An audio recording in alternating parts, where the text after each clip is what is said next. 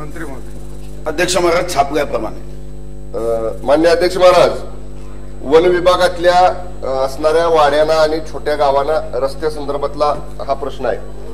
उत्तरामध्ये माननीय मंत्री महोदयांनी काही गावांचे प्रस्ताव हे संबंधित यंत्रणेकडे प्राप्त झालेले नाहीत असं या ठिकाणी उत्तरामध्ये म्हटलेलं आहे. आणि एका गावाचा त्यांनी या ठिकाणी उल्लेख केलाय, गणेवाडी ठोमशाचा, की तो या ठिकाणी आमच्याकडे प्राप्त झालेला आहे. मंत्री महोदयांकडे जो प्रस्ताव प्राप्त आहे किंवा विभागाकडे जो प्रस्ताव प्राप्त आहे त्याबाबत जे आपण निकष दिलेले आहेत या उत्तरामध्ये, त्या निकषामध्ये बसणारे असतील तर आपण त्याला किती दिवसात मान्यता देणार, नंबर 1.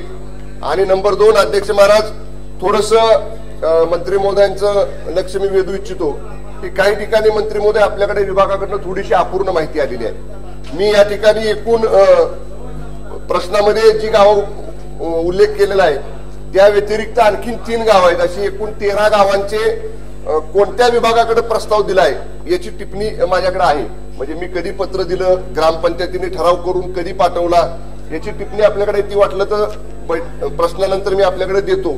मला आपल्याकडनं एवढंच उत्तर अपेक्षित आहे की आपण निकषाच्या बाहेर तर जाणार नाही, पण निकषामध्ये ह्यातले जे बसणारे आहेत आपण अशा सूचना आपल्या खालच्या यंत्रणेला देणार का की तातडीनं 15 दिवसात 1 महिन्यात हे सगळे प्रस्ताव तपासा आणि जे निकषात बसणार असतील त्याला 15 दिवसात 1 महिन्याच्या आत त्याला मान्यता देण्यासंदर्भातला निर्णय आपला विभाग घेईल का, एवढा एकच माझा प्रश्न आहे.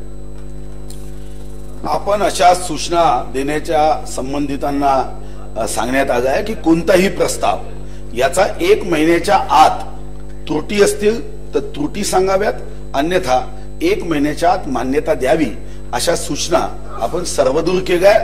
या संदर्भात तुमच्यासोबत एक बैठक घेऊ, कारण सद्यस्थितीत जी माहिती आहे त्यामध्ये ज्या गावचा प्रस्ताव होता त्याला आपण मंजुरी दिली, ती मंजुरी त्या ठिकाणी डीसीएफच्या अधिकारात आहे. बाकी गावचा जो प्रस्ताव आहे तो डीसीएफच्या कार्यालयापर्यंत पोहोचला नाही, तरीही डीसीएफला त्या संबंधित विभागाकडून यंत्रणेकडून प्रस्ताव मागवून घ्या अशाही सूचना केल्या. आपल्याला सुद्धा मे महिन्यामध्ये प्रस्ताव अप्राप्त आहे असं पत्रही मी लेखी लिहायला सांगितलं होतं. ते लेखी पत्र तुम्हाला पाठवण्यात आलंय की आपणही या संदर्भामध्ये लक्ष द्यावं असं 31/5/2016 मध्ये या संदर्भात आपल्याला प्रस्ताव आमच्याकडे पोहोचलेला नाही असंही दिलं.